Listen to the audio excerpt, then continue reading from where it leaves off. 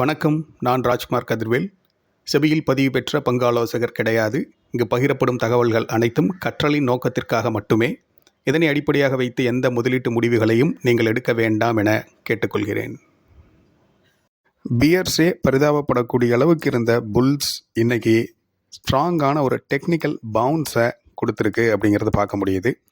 Last 19 டேஸாக Nifty previous day உடைய ஹையை break பண்ணி மேலே க்ளோஸ் பண்ண முடியாமல் ஸ்ட்ரகிள் பண்ணிட்டு இருந்துச்சு. இன்றைக்கி ரொம்ப ஸ்ட்ராங்காக கம்ப்ளீட் புல்லிஷ் கேண்டிலை கொடுத்து ப்ரீவியஸ் 2 டேஸ் உடைய ஹையும் பிரேக் பண்ணி மேலே க்ளோஸ் ஆகியிருக்கு. இது ஒரு பாசிட்டிவ் சைன் ஃபார் புல்ஸ். அதே நேரம் பியர்ஸ் ரொம்ப சாதாரணமானவங்க கிடையாது. அவங்கள பற்றி சொல்லணும் அப்படின்னா, நிஃப்டி 22,000 அப்படிங்கிற லெவலை ஃபர்ஸ்ட் எப்போ கொடுத்துச்சு அப்படின்னா ஜனவரி 15, 2024. அதிலிருந்து 26,277 அப்படிங்கிற ஏடிஹெச்சை செப்டம்பர் 27, 2024 கொடுத்தது இல்லையா? அதுக்கு இடைப்பட்ட நாட்கள் ட்ரேடிங் செஷன்ஸ் எவ்வளோ எடுத்துக்கிட்டாங்க புல்ஸ் அப்படின்னா 175 செஷன்ஸ். அதே நேரம் அந்த ஏடிஹெச்லேருந்து திரும்ப 22,000 அப்படிங்கிற லெவலை டச் பண்ணி பிரேக் பண்ணுறதுக்கு பியர்ஸ் எடுத்துக்கிட்ட days 108 sessions. So bulls 175 175 trading செஷன்ஸை எடுத்துக்கிட்டாங்க அந்த லெவல்ஸை கெயின் பண்ணுறதுக்கு. பியர்ஸ் வெறும் 108 செஷன்ஸ் மட்டும்தான் எடுத்துக்கிட்டாங்க திரும்ப கீழே இழுத்து கொண்டு வர்றதுக்கு. ஸோ அந்தளவுக்கு பவர்ஃபுல்லான பியர்ஸ் எப்படி இந்த மாதிரி ஒரு ரிவர்ஸில் புல்ஸ்க்கு விட்டு கொடுத்தாங்க அப்படின்னா, மார்க்கெட்டுடைய நேச்சர் டவுன் ட்ரெண்டில் ஓவராலாக இண்டிகேட் பண்ணிக்கிட்டு இருக்கு அப்படிங்கிற மாதிரி இருந்தாலும் அப்பப்போ ஒரு ஜிக்ஸாக் அப்சைட் மூவ் கொடுக்கணும். புல்ஸுக்கும் ஆப்பர்ச்சுனிட்டியை கொடுக்கணும். ஒரு குறிப்பிட்ட லெவல் வரைக்கும் அப்சைடில் ரீச் ஆகிட்டு ஃபர்தராக அந்த இடத்துல இருந்து திரும்ப டவுன் ட்ரெண்டை கண்டினியூ பண்ணோம். ஸோ பியர்ஸே வில்லிங்காக விட்டு கொடுக்குறாங்க up to certain levels. From there again they will dump the market. இதுதான் ரீசெண்டாக மார்க்கெட் ஃபாலோ பண்ணிகிட்டு இருக்க nature since ATH correction. So ஒரு வழியாக 20th டே அன்னைக்கு நிஃப்டி ப்ரீவியஸ் டே உடைய ஹையை டிசிசிவாக பிரேக் பண்ணி க்ளோஸ் பண்ணியிருந்திருக்காங்க. It's a positive sign. ஏடிஹெச்லேருந்து பார்க்கும் பொழுது எத்தனை முறை 3 க்ரீன் கேண்டில்ஸை கண்டினியூஸாக கொடுத்துருக்காங்க அப்படின்னு பார்த்தா மொத்தமே 3 முறை தான் கொடுத்துருக்காங்க. ஸோ ஒரு குறிப்பிட்ட லெவல் வரைக்கும் அப்சைடில் ரீச் பண்ணதுக்கப்புறம் திரும்ப எஃப்ஐஐஸ் அந்த அப்சைட் மூவை ஆப்பர்ச்சுனிட்டியை பயன்படுத்தி திரும்ப நிஃப்டியை கீழே தள்ள தான் பார்த்துருந்துருக்காங்க, பண்ணியிருக்காங்க.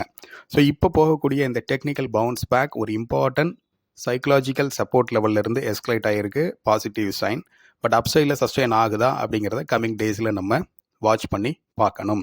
காரணம் என்ன அப்படின்னா, எஃப்ஐஸோட நேச்சர் ரீசன்ட் டேஸில் அதுலேயும் இந்த ஏடிஹெச் ஃப்ரேம் பண்ணதுலேருந்து கரெக்ஷனில் இருக்கக்கூடிய இந்த நாட்களில் ஒரு குறிப்பிட்ட லெவல் வரைக்கும் அப்சைடில் அவங்க விட்டு கொடுக்குறாங்க. தேராஃப்டர் அங்கேருந்து அக்ரெசிவாக சேல் பண்ண ஆரம்பிக்கிறாங்க. ஸோ அதனால் அதை கொஞ்சம் நம்ம கவனத்தில் வைக்கணும். நெக்ஸ்ட், இன்றைக்கி மார்க்கெட்டில் என்ன நடந்துச்சு அப்படிங்கிறத குயிக்காக ரிவ்யூ பண்ணிடுவோம். அதுக்கு முன்னாடி ஒரு முக்கியமான விஷயத்தை உங்களுக்கு நான் சொல்கிறேன். 24,781 நிஃப்டி இருக்கும் பொழுது அங்கேருந்து 22,786 கீழே விழுந்துச்சு. சரி, இதில் ஒரு பேட்டர்ன் ஃபார்ம் பண்ணிச்சு. அந்த பேட்டர்ன் ஃபாலிங் வெஜ் பேட்டர்ன். இந்த ஃபாலிங் வெஜ் பேட்டர்ன் என்ன கொடுக்கும் அப்படின்னு கேட்டால், ரிவர்ஸில் இண்டிகேட் பண்ணோம், அப்சைடில் மார்க்கெட் பிரேக் அவுட் ஆக போகுது அப்படிங்கிறத இண்டிகேட் பண்ணோம். ஸோ எக்ஸாக்டாக அந்த 22,786 மார்க்கெட் எஸ்கலேட் ஆகி அப்சைடில் 23,807 அப்படிங்கிற லெவலில் போய் ரீச் பண்ணுச்சு. ஸோ 24,781 22,786 ஆல்மோஸ்ட் ஒரு 2,000 பாயிண்ட்ஸை கீழே டவுன் சைடில் கொடுத்துட்டு திரும்ப அங்கேருந்து ஒரு 1,000 பாயிண்ட்ஸை அப்சைடில் கொடுத்து 23,807 போய் ரீச் பண்ணுச்சு. இப்போது ப்ரெசண்ட்டாக திரும்ப வாங்க. 23,807 மார்க்கெட் கண்டினியூஸாக 19 ட்ரேடிங் செஷன்ஸாக இறங்கி ஒரு லாங் ஸ்ட்ரெச்சில் இப்போது லோவாக கொடுத்துருக்கிறது 21,964 அப்படிங்கிற லோ லெவலை கொடுத்துருக்கு. ஸோ இந்த இடத்துல பார்த்தீங்க அப்படின்னா ஆல்மோஸ்ட் 1,900 பாயிண்ட்ஸ் இந்த இடத்துல ஃபாலோ கொடுத்துருக்கு. இந்த இடத்துலையும் நம்மளால் ஒரு ஃபாலிங் வெஜ் பேட்டர்னை ஃபார்ம் பண்ண முடியுது. சேம் போன ஸ்ட்ரெச்சில் எப்படி 2,000 பாயிண்ட்ஸ் கீழே விழும் பொழுது 1,000 பாயிண்ட்ஸ் அப்சைடில் ரேலியாக கொடுத்துச்சோ, அதே போல் இந்த இடத்துல 1,900 பாயிண்ட்ஸை டவுன் சைடில் கீழே கொடுத்துருக்கு. எக்ஸலண்ட்டாக ஒரு ஃபாலிங் வெஜ் பேட்டர்ன் ஃபார்மேஷனையும் கொடுத்து ரிவர்ஸில் இண்டிகேட் பண்ணி ஒரு ஸ்ட்ராங்கான புல்லிஷ் கேண்டலையும் இன்றைக்கி கொடுத்துருக்கு. ஸோ இந்த பிரேக் அவுட் கொடுக்குற இந்த இடத்துல இருந்து நியரஸ்ட்டாக இப்போ லோவாக கொடுத்துருந்த 21,964 ஒரு 1000 பாயிண்ட்ஸ் ஆர் 900 to 1000 பாயிண்ட்ஸ் அப்படிங்கிறது அப்சைடில் கொடுக்குமா அப்படிங்கிற ஒரு கொஷின் இருக்குது. போன ஃபாலிங் வெஜ் பேட்டர்னில் 1000 பாயிண்ட்ஸை கொடுத்துச்சு. இந்த ஃபாலிங் வெஜ் பிரேக் அவுட்டில் 1000 பாயிண்ட்ஸ் கொடுக்குமா கொடுக்காதா அப்படிங்கிறது நீங்கள் கமெண்ட்ஸில் சொல்லுங்கள், பார்ப்போம். நேற்று நிஃப்டி டிசெண்டிங் ட்ரையாங்கிள் பேட்டர்ன் மாதிரி ஒரு ஃபார்மேஷனை ஃபர்ஸ்ட் கொடுத்துட்டு இருந்துச்சு. Then end of the day complete ஆகும் பொழுது அசெண்டிங் ட்ரையாங்கிள் பேட்டர்ன் மாதிரி கம்ப்ளீட் பண்ணி முடிச்சுது.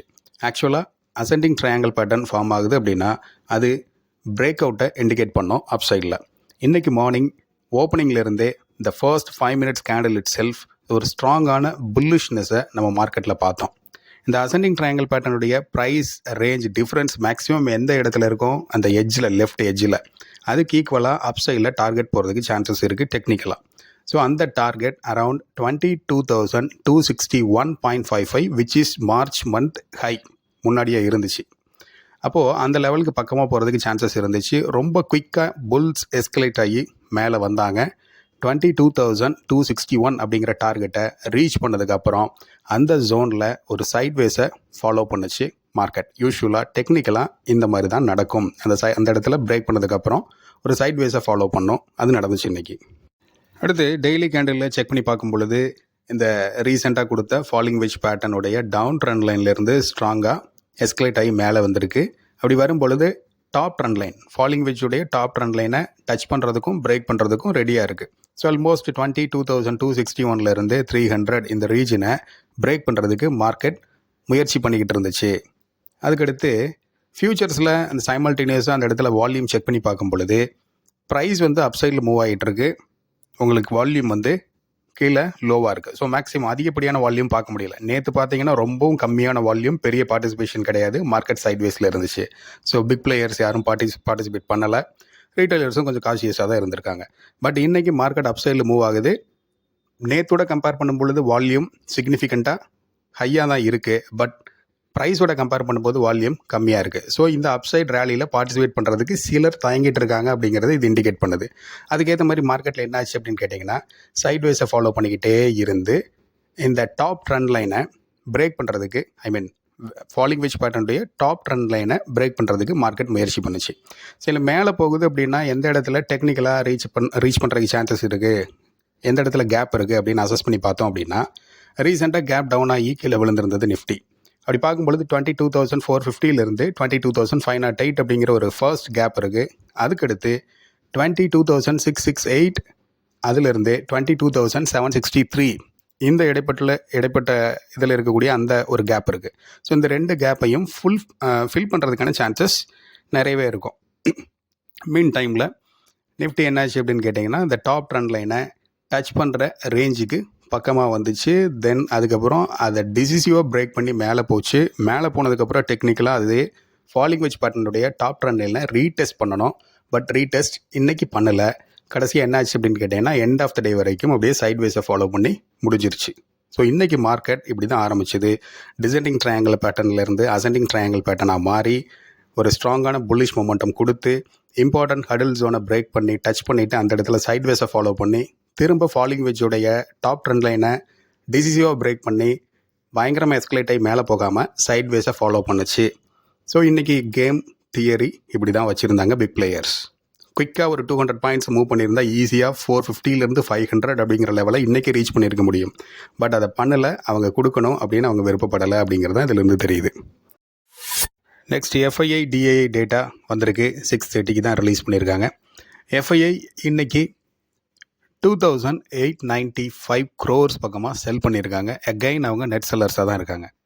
டிஐஐ இன்றைக்கி 3,370 crores நெட் பையராக இருக்காங்க. டிஐஎஸை பொறுத்த வரைக்கும் ரீசன்ட் 3 days பார்க்கும் பொழுது எஃப்ஐஐஎஸோடைய செல்லிங் ஃபிகரை காட்டிலும் கொஞ்சம் அதிகமாகவே தான் பை பண்ணுறாங்க. அதுலேயும் 2 days பேக் ரொம்ப அதிகமாக பை பண்ணியிருந்தாங்க to defend 22,000 psychological level. So இன்றைக்கி டெக்னிக்கலாக ஒரு பவுன்ஸ் பேக் கொடுத்துருக்கு. இதுலேயும் எஃப்ஐஐ பார்ட்டிசிபேட் பண்ணலை அப்படிங்கிறது டவுட்ஃபுல்லாக தான் இந்த இடத்துல பார்க்குறோம். ஈவன் இந்த ஹையர் லெவல்ஸில் 376 அதாவது 22,376 அப்படிங்கிற லெவலை கொடுத்துட்டு 400 பிரேக் பண்ணுறதுக்கு முயற்சி பண்ணாமல் சைட்வேஸில் போன அந்த ஜோனில் அந்த டைமிங்கில் செல்லிங் நடந்திருக்க சான்சஸ் இருக்குது என்னுடைய கெஸ்ஸிங்கில். ஏன்னா ஹையர் லெவல்ஸில் வச்சுருக்கும் பொழுது சில முக்கியமான ஸ்டாக்ஸை செலக்டிவான ஸ்டாக்ஸை அவங்க செல் பண்ணியிருந்திருக்கலாம். ஸோ எஃப்ஐஐஸுடைய பையிங் ஃபிகர் இன்றைக்கி 12,045 crores, செல் ஃபிகர் 14,940 crores. ஸோ நெட்டாக அவங்க 2,895 crores வந்து செல்லராக இருக்காங்க.